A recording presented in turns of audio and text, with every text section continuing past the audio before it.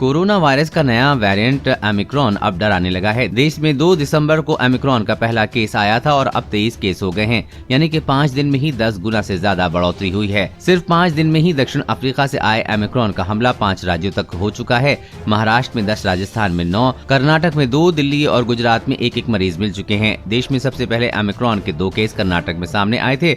उसके बाद गुजरात, महाराष्ट्र, दिल्ली और राजस्थान तक पहुँच गया था।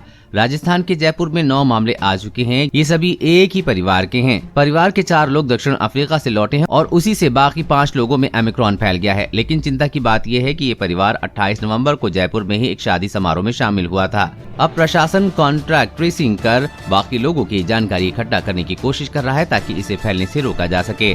राजस्थान के अलावा ओमिक्रॉन ने महाराष्ट्र में बड़ा हमला किया है। यहाँ अब तक 10 लोग इस वेरिएंट से संक्रमित पाए गए हैं। सभी लोग दक्षिण अफ्रीका से लौटे थे। महाराष्ट्र में ओमिक्रॉन का पहला केस 4 दिसंबर को आया था। यहाँ डोंबली में 1, पिपरी चिचवाड़ में 2, पुणे में 1 और मुंबई में 2 केस मिले हैं। प्रदेश के स्वास्थ्य मंत्री राजेश टोपे ने बताया है कि सोमवार को जोहानिसबर्ग से मुंबई लौटे 2 लोगों में ओमिक्रॉन मिला है। इन्हें वैक्सीन की दोनों डोज भी लग चुकी हैं। मरीजों में क्या लक्षण? अब तक मिले ओमिक्रॉन के मरीजों में एक बात कॉमन है कि किसी को गंभीर लक्षण जैसे सांस लेने में दिक्कत या ऑक्सीजन की कमी या शरीर में गंभीर संक्रमण फैलने जैसी समस्या नहीं दिखाई दी है। गुजरात के जामनगर में भी जिम्बाब्वे से लौटा शख्स ओमिक्रॉन से संक्रमित पाया गया है। दिल्ली में भी तंजानिया से लौटे एक शख्स में इस वेरिएंट की पुष्टि के बाद प्रशासन अलर्ट पर है।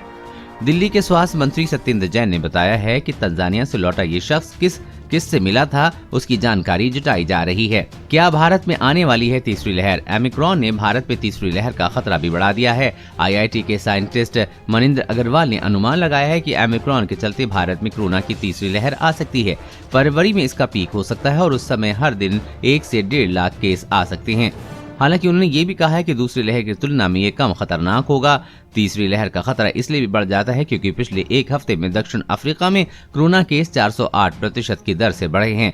ब्रिटेन में ओमिक्रॉन वेरिएंट के मामले एक दिन में 53% तक बढ़ गए हैं। अब तक ब्रिटेन में 246 मामले कोरोना के ओमिक्रॉन वेरिएंट के आ चुके हैं।